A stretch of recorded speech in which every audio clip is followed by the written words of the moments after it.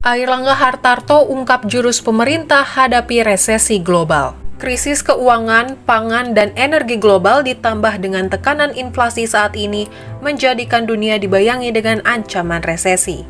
Asian Development Bank pada bulan September lalu juga telah memangkas proyeksi pertumbuhan ekonomi Indonesia pada tahun 2023 dari 5,2% menjadi 5%. ADB masih optimis dengan kinerja perekonomian Indonesia karena pemulihan ekonomi Indonesia masih berada pada jalurnya. Mewaspadai hal tersebut, pemerintah telah mengambil sejumlah langkah penting bagi penguatan ekonomi nasional dan mengantisipasi dampak krisis.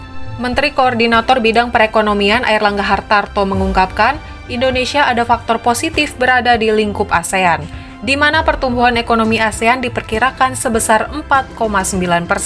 Airlangga juga menyampaikan bahwa Indonesia telah melakukan pengendalian inflasi dengan cukup baik, berada di 5,9%.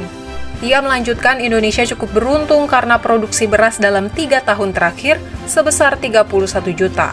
Dan tentunya memiliki daya tahan yang cukup.